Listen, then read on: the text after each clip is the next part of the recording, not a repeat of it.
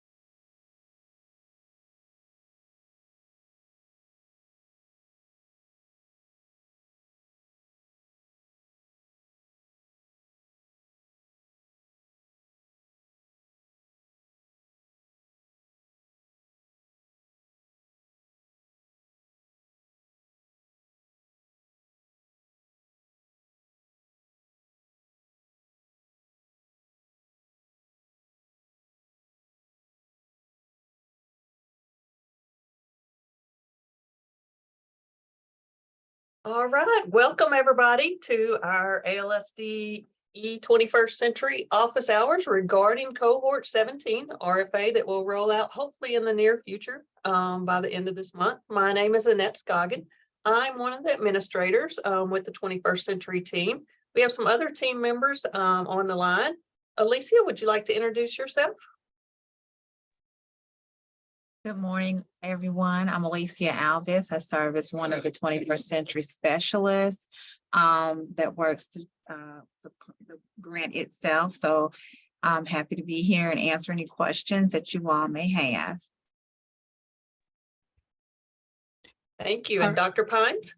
Good morning. I'm Dr. Rebecca Pines, and I am an ed specialist as well, here to assist you all with any questions that you may have in getting your application submitted for this particular grant. So fire away with the questions. We're ready for you. All right, thank you. And we also have Dr. Bryant and Linda and a few of other of our great people at TPI. We apologize for the technical difficulties. Last Tuesday, Erica is on vacation, so we were at a loss without Erica, but we figured it out for this week, but we do apologize for that. So what we will do now is we will just follow the chat, or if you want to unmute yourself, we're happy to take any questions that we can. I do want to remind you there are certain questions that we are not able to answer, but we will do the best we can to answer everything that is legal. Does anybody have any questions?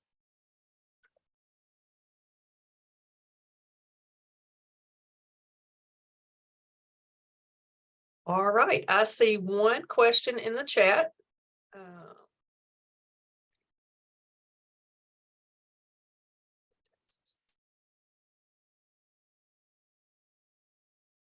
No, you do not want to do a 1099 if that falls within the RFA once it's released. Typically, you're going to have your job descriptions and lay those out accordingly, and your salaries and your benefits with those. Alicia, Rebecca, you have anything to add to that?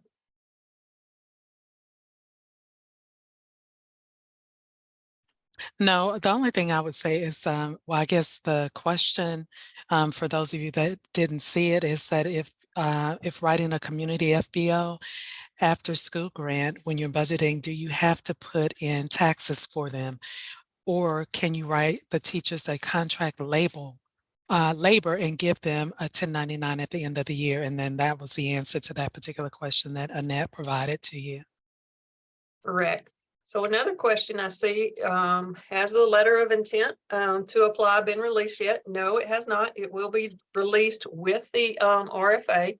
I will let you know it is no longer on our desk. It has out there in the moving up the chain. So we hope it will be approved soon. And once it rolls out, we will have training on EGAP and some of the other components that you typically need to know to be able to apply.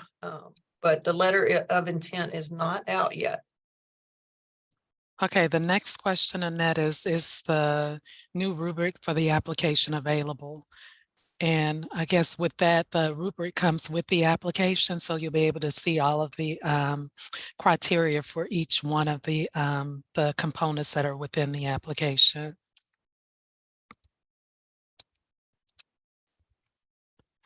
The next question is the grant awarded to be used over a 3-year period, or is the grant amount awarded each year of the grant?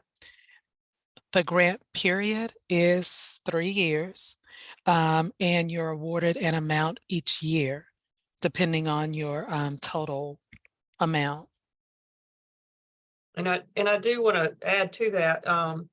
Let's say something happens with the funding we receive from the federal government, or if something happened on your end as far as your high risk assessment, your reporting, your attendance, there can be variations. Those things would not come like immediately. That would be over a period of time. We would be working together and get your continuing application, your amendment done.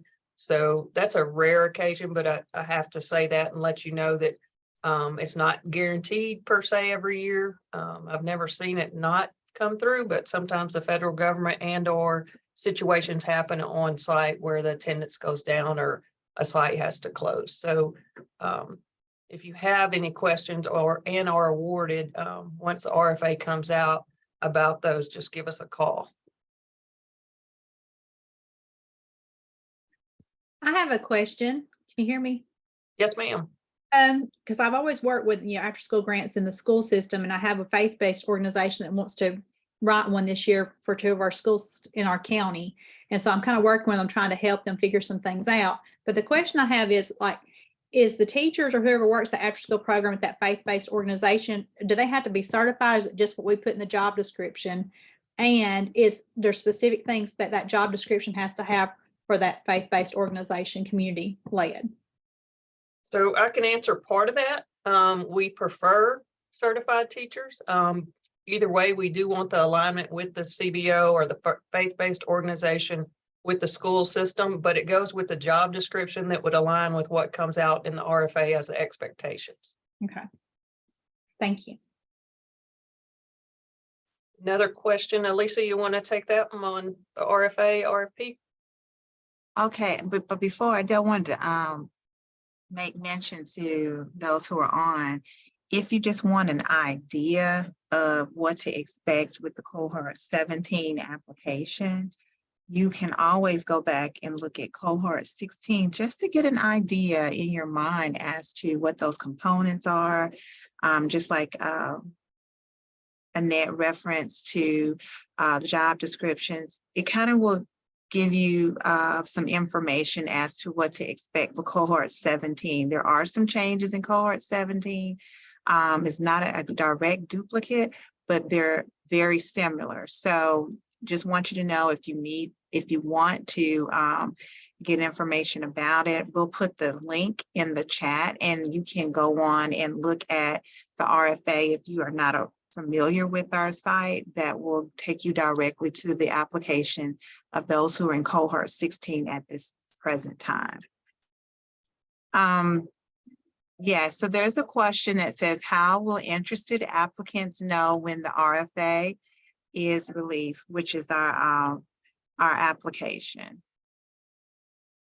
And so for that, it's a public release, meaning we do not email it from our office directly to people. That would give someone an advantage over somebody else. So it's a public release that will be posted on the 21st Century website. Once it is released, then the TAs and like Erica's Friday email will let people know that. But as far as from our office, it's a public release that goes onto the website itself for people to find. And talking about what Alicia referred to, going to that 21st Century website, we have tons of forms and documents and trainings, resources there that would really help you prepare. You also can go to the Y4Y website. They have all kinds of forms, documents, and webinars that would help you prepare.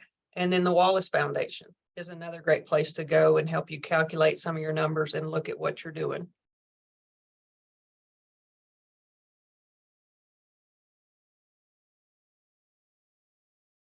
Any other questions we have today?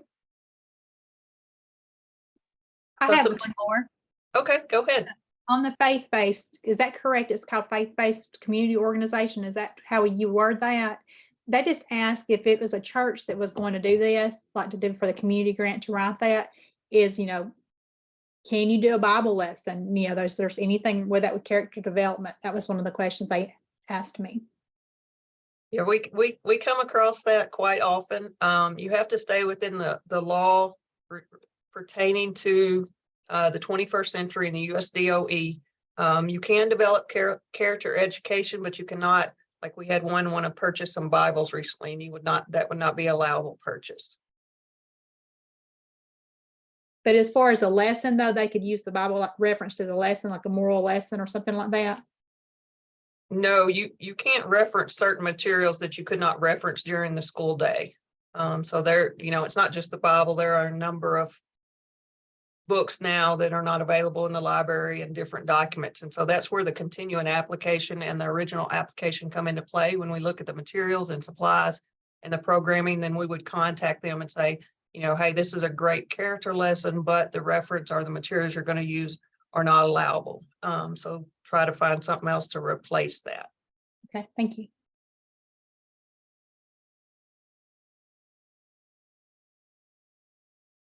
So some questions that we would like for you to consider and to ask yourself right now as you're preparing is, do you have a partner with the LEA? Have you met with the stakeholders and everybody? Have you looked at the needs of the community and maybe surveyed the appropriate people to prepare for if you should submit an application? Something else to consider is, do you know and do you have someone who is an expert with data tracking and looking at evidence-based materials and research to be able to apply those and then turn that around into the GEPR measures? If you haven't studied the GEPR measures, I suggest you take a hard look at those. 21st Century is a heavy lift on compliance. While it's a great grant, great grant, it does come with quite a bit of compliance, and that comes from the federal government with the funding.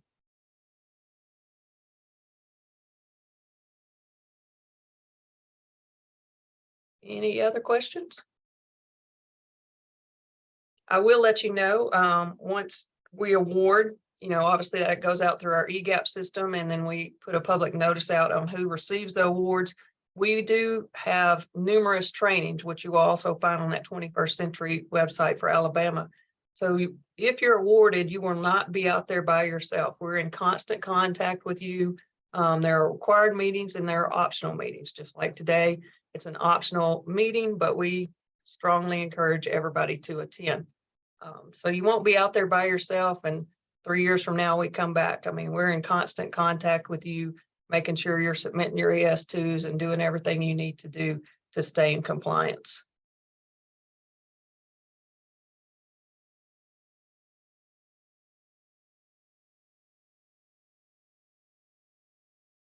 Any other questions that y'all can think of?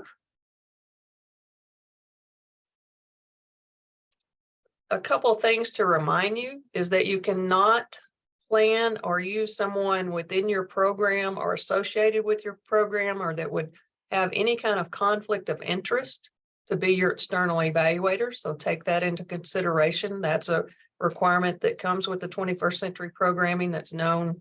That's just part of the grant. It's not necessarily related to a specific cohort. Other things to consider is, you have to think about too, where are you going to get these students? How are you going to get them? And what are your goals and methods of obtaining staff for those students? So using that needs assessment or looking in your community through a survey on to make sure what you're thinking about applying for meets the needs of the community and meets the needs of the LEA.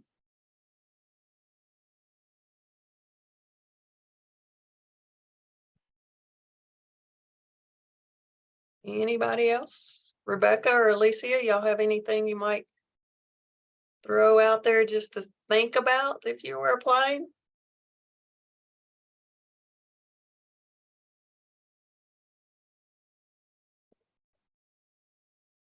Yes. There's another question. Go ahead. Oh, There's another question that says, regarding the evaluator, can an employee of the applicant be the evaluator, or does it have to be an outsider?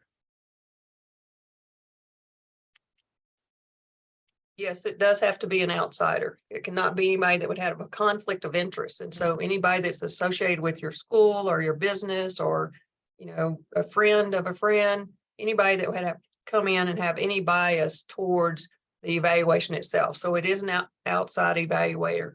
TPI does do training for the evaluators, so they're ready and they know what they're looking for. And they do have a list of evaluators. If you don't know someone, you can contact Erica and go to our 21st Century website or us, and we will forward you there to look at the list of evaluators.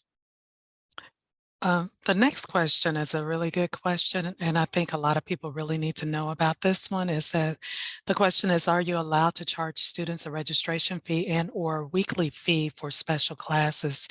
Examples are karate or dance, and that is an absolute no.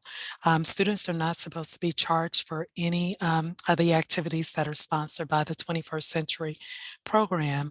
That's what the funding is for, and also one of the things that you all need to look for as a grantee are partners, people that you can partner with to provide those students with those special classes. And you go into a contract with them, but that's where you have a partnership, and maybe they don't charge you as much, but you're still able to provide programming for the students that will, you know, meet their needs and provide them with that enrichment that they need outside of the regular school day. Alicia or Annette, did you all want to add anything else to that? No, that's excellent. You know, the award itself is around community, which brings everybody together. Your private organizations, your nonprofit, your corporations, your LEA. It's based around the community, and that's what the grant's about. So your partnerships are a huge key. Another question, do you have a good contact for a community-based after-school program? Oh, we have a lot. We have SAFE. We can, if you want to email us, I'll put my email in there. I can forward you some that have some really great programs going on right now that are current grantees.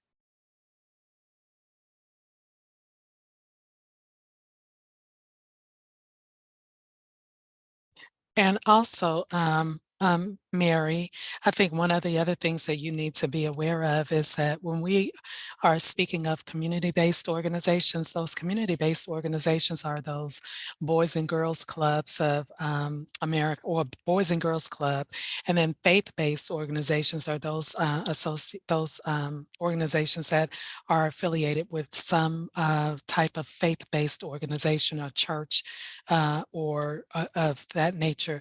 So faith-based and community-based are two different types of organizations. So currently, I'm not aware of any faith-based organizations that we have, but we do have community-based, and I'm not sure. I don't know of any. Annette, Alicia, do you all know of any faith-based organizations that are in cohort 16 by any chance? We don't have one that just per se is a church organization, but we do have an organization that is associated with the church, called, you know, Bread. Bread is one of our organizations, and they do a really good job. But it is supported through the church, but they are called Bread, and not per se just the faith-based organization. Thank you for clarifying that. You're welcome. So Matt has a question related to being in a Title I public charter school, and you are your own LEA. That should not be an eligibility issue, but if you want to email me the name of your organization, your LEA, then I will confirm that back with you, but that should not be a problem based on what you provided here.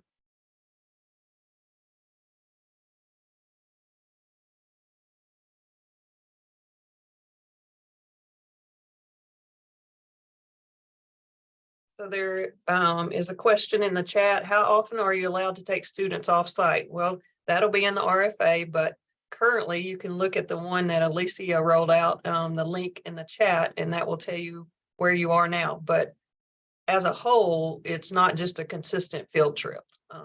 You're doing project-based, evidence-based. You're bringing learning to life. So you're taking the school day and putting it to activities and fun things out in the school after the school day. But it's not just a continuous field trip to anywhere. It has to align with what you put in there and the GEPR measures. But currently in our RFA, for those who are in cohort 16, they have the opportunity to do a semester field trip, and then during the summer once a week. But like Annette said, it has to be connected to what was being taught in the school day and extended day program, and there are deadline dates. So if you are planning to do a field trip, you have a certain it's one semester. I think that's what I said. So for right now, so you would have to, even if you were planning your field trip for November, you have a date that you have to meet that deadline to in order to get it in. For example, right now, our summer field trips have to be turned in by May 15th, or even though the summer program hasn't started, because there's a process that takes place for approval prior to taking students off of campus. Okay, the next question is, do you have to pay the teachers the same rate that the school district pays for after-school care, or can you set your own rate for the grant? My take on that is that you need to use the pay rate as your guide to pay the teachers. And then also remember that you have a limited amount of funds in order to support your entire program. So when you're looking at the pay for those teachers, I would use that the rate that the teachers are being paid as a guide, but in the same sense, try to be competitive so that you can get those teachers to participate in your program. And I would add to, go ahead, Alicia. I was just going to add to that, to elaborate even further, is that,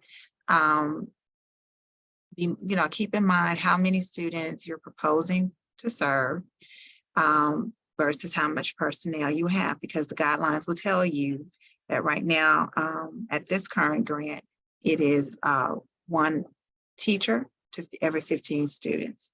So you got to take that into consideration. And then there's a cap when it comes to providing a salary for your administrators. And so you have to look at all of the guidelines with that when you're looking at it. But you want, we have agreed upon as a team that we want our teachers in the 21st century program to meet the pay rate that the LEA currently is given to their teachers in their after-school programs or tutoring programs, so that our teachers are meeting at least that rate. If you decide that you want to pay more, you can propose that, and then it will be determined whether or not it would be acceptable based on an individual site base or grant base, but you would at least want to meet whatever the current LEA is currently paying.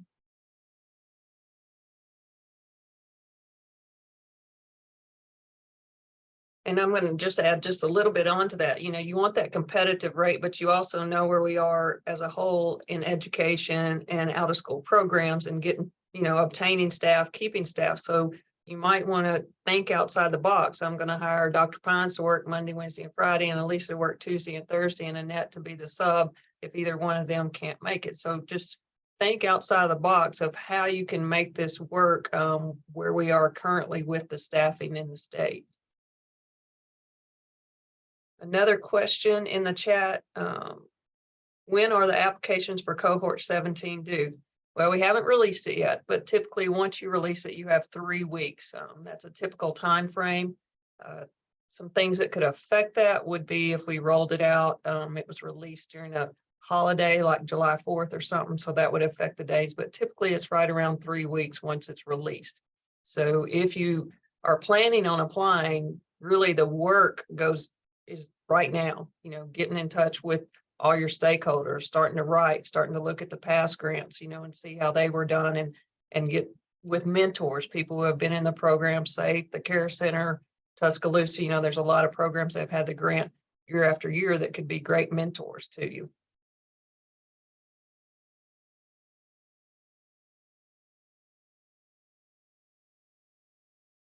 A few other things that we may want to touch on just a little bit with our staff is we have to let you know that like purchasing vehicles, that's not something that you can do. Or let's say if you have this great idea and you think, well, I'm going to go somewhere and I'm going to build a site, you know, capital outlay, that's not something you can do with this grant.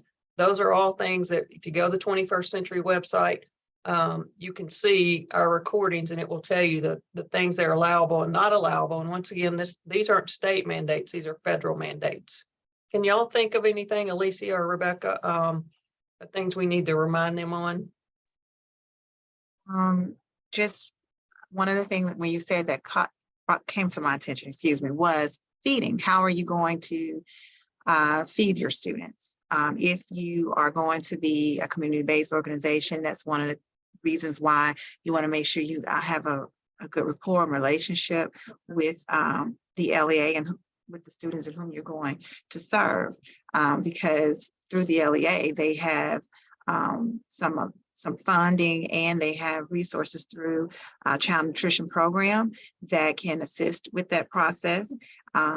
If you want to do, you know, I've talked to some grantees who want more than just what the CMP provides. They want to also serve like a really good dinner. And so they have partnered up with outside organizations who would provide the funds for those students to have a dinner. So just know, because with the grant money, you cannot purchase food, drink, to include water.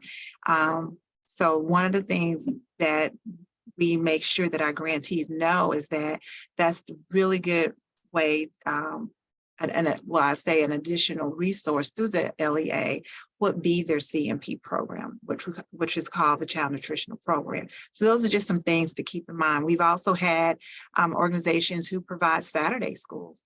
And of course, the LEA was not available to provide funding or food for those students to eat, you know, for the morning and for the snack. And so they reached out and got an additional program or assistance from a partnership who provided breakfast for those students, as well as a snack before they left, because they came in for tutoring and whatever other programs they had on Saturdays. And so those are just some things to put in your mind, that when we're talking about servicing the community, we're talking about the whole child aspect, which would include feeding. So that's something to think about. And also to include t-shirts for the travel, as there was a question about taking the students off campus. So as a part of a safety plan that you have to develop for your program, you need to also know that, you know, you can have t-shirts and you can purchase one t-shirt, but that one t-shirt for the program are t-shirts that are not specifically given to the students, but they are used over a period of time. And then also it has to have the 21st Century logo prominently displayed on the t-shirt. One other thing that I was going to mention when Alicia started speaking about, you know, finding partners, another thing that you may want to go on and start considering is pulling together an advisory board. And the advisory board are people that are within the community that can provide you with some assistance in getting your program up and running. They can, you know, just meeting together with somebody that can provide you with ideas on things that you can possibly present to your children or host during your 21st Century program. So using that advisory board, and then also looking for people that you can, or organizations that you can partner with within your community that can provide a service to your program. So those are things that you can begin looking at now and start getting some type of insight on how you can utilize the partners and how you can utilize the members that are on your advisory board to help you get your program up off of the ground. And there's another question that's asking, are pre-K students allowed to participate in the grant? If you are servicing students in an area where schools have a kindergarten program and a pre-K program, then yes, you can, but you just solely service pre-K or daycare students. The grant starts with K-12, but if your students who you're serving have a pre-K program with their students for K through 12, then yes, but not just solely pre-K or daycare age of students.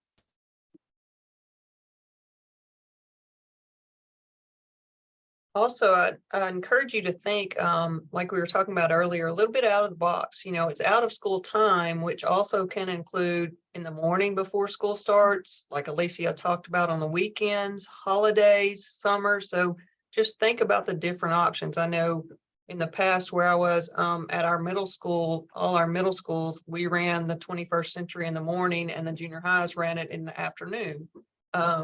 So just think outside the box. And then we always had holidays, you know, when the kids, the students were out, but the parents were still going to work. We offered our 21st century program during those times. And to piggyback off of what Annette spoke to earlier about how you're looking at your staffing. So let's just say that you do decide, hey, we want to make sure that our community has access to not just childcare, but actively have their children engaged in activities during the holidays, and to make sure that your teachers are not burned out from being used all the time. That's where this teacher A only works on Mondays, or this teacher said they would just do holidays, you know, that kind of thing. And then that makes your ability to have more of a higher rate for pay, because it will not be that teacher every day, every time the doors open. It would just be on specific days, and that'll keep, I think, just from my experience of working with 21st century, kind of keeps the juices flowing for those teachers because they're not getting burned out. And that keeps the creativity going as well. So, you know, kind of thinking on the level of the needs of the community, because of course you're going to have a needs assessment to help you make that decision, but at the same time, being realistic as to how you're going to be able to keep the program energized and keep individuals wanting to be consistent in staying in the program. So that's something to think about. And then one last thing, and I think Annette, you can elaborate a little bit more on it as well. Taking into consideration the numeracy and the literacy acts that are in place right now, the 21st century grant it can be used to enhance or provide enrichment for those lessons that are taught during the Numeracy and the Literacy Act courses that are mandatory for the summer. So there's a way in which funds, and I'm going to let Annette elaborate a little bit more on the braiding of those funds. I know that may be a little much for you to handle right at this point, but it's something that you should be aware of because a lot of the LEAs are offering the numeracy and the literacy portions, especially when it comes around to next summer. I know this summer it won't be a big issue, but next summer it'll be something that you would want to look into.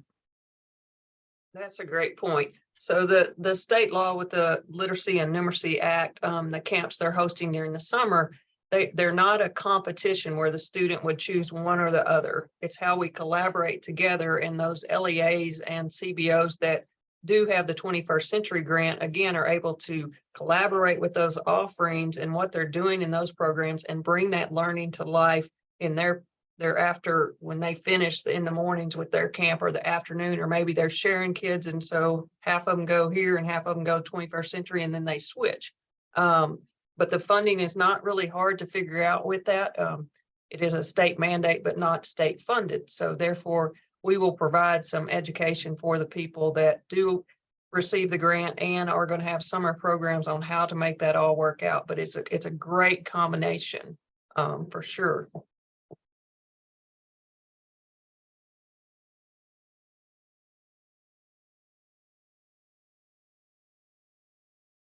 Any other questions you can think of or points we need to? I know we have some experienced grantees that might be able to bring up a point or two.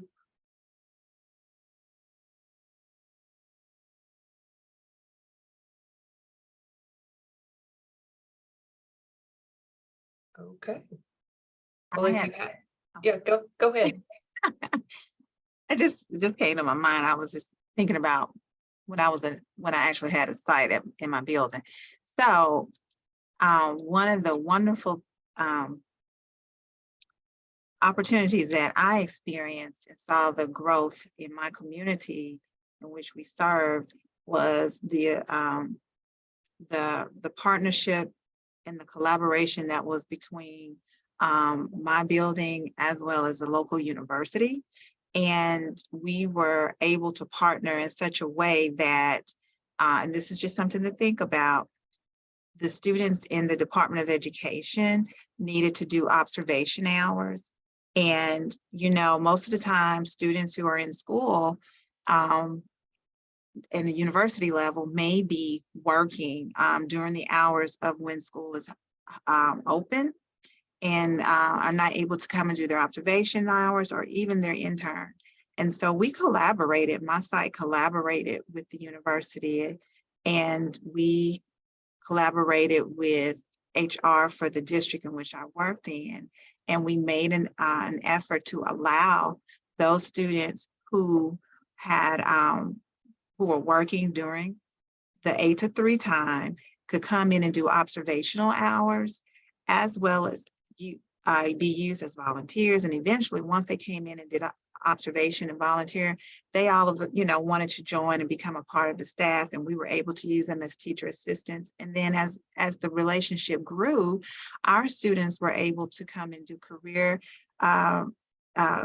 days with them, to come and see what the university, how what it's like to be a college student, and to attend, some of them for the first time attended a university level sports activity, whether it be football or basketball. Having the international students that attended their school to come in our building and do horticultural activities that are required, that's part of the requirement with the grant. And so those types of things. And so that's just something to think about.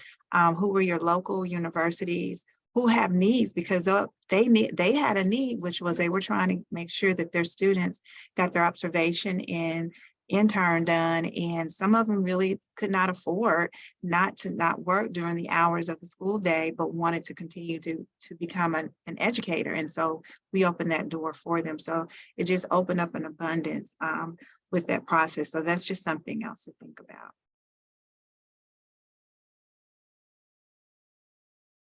Those are very good points, along with, you may have something going on in your program and you think, well, I need to get with the math department because we're going to be teaching some math components, but really think outside the box with that. Any teacher can come in and teach those math components.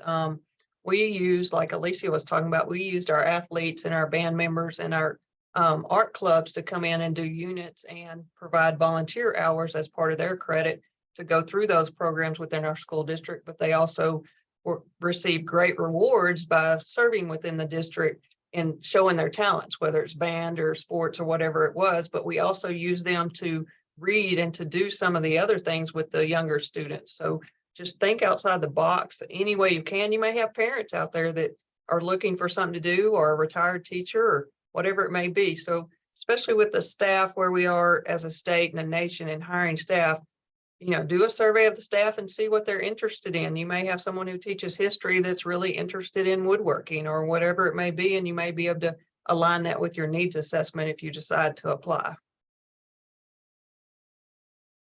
Lindsay asked, is there a parent survey that you can all share to help us get input from the community?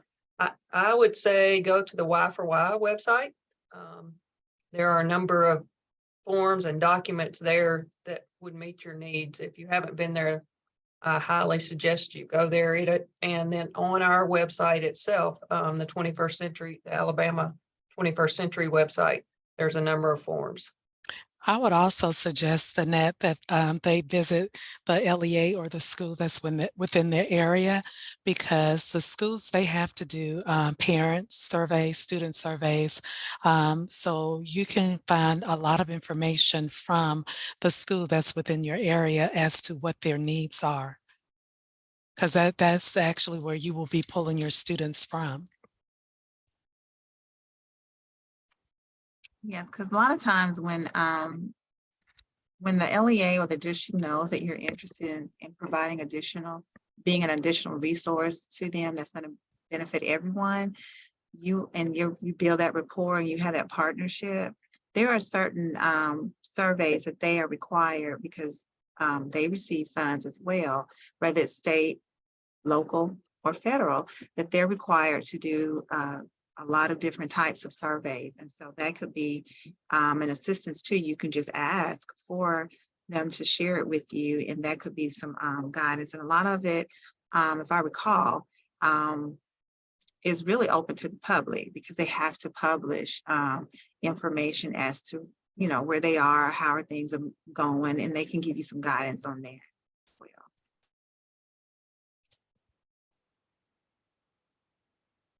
I put the 21st, I'm sorry, I put the Y for Y, which is the USDOE site that Annette referenced to, which is a direct, strong partnership from the United States Department of Education with the 21st Century grant that is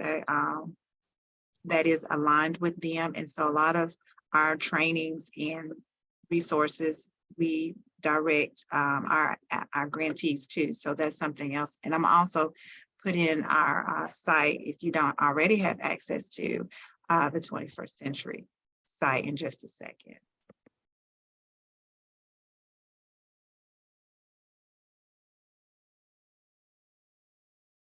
All right. Well, if we don't have any other questions, just in wrapping up, I want to remind you that once we have the public release, it will be on our 21st Century website that Alicia just posted, and then Erica will roll it out, as will a number of people through their different networks. But the official release comes through the Alabama 21st Century website. And then there is a deadline, and everything is electronic as far as if you submit an application. And you will have to meet each one of the components in every spot that comes out and provide all the current documentation. So once it rolls out, you'll have quite a bit of work to do, but once that deadline 11:59 hits, there is not a way to go back into the system and resubmit something or continue in trying to submit. So I want to let you know that, and let you know once it rolls out, we also will roll out our training schedule for EGAP 2.0 on how to apply, how to use the system. Alicia, Dr. Pines, do y'all have anything to add? Annette, there's another question. It says, does the teacher-student ratio increase if there's a student aide in the classroom? That will be within the RFA. And the only other thing that I would add is that if you are truly interested in applying for the grant, there are a lot of resources, a lot of things that you can look at on our website that will provide you with the guidance that you will possibly need in order to complete the application for cohort number 17. So a lot of the things that you're wanting to know about the grant, you can look at previous documentation, the previous RFA, and see all of those things. Like Alicia said earlier, most of the things will not, there are some changes, but there are not any big changes. So I would encourage you to please spend some time on that website to gather the information that, that you could quite possibly use when you do get the application, so that it would be much easier for you to fill in, those different sections.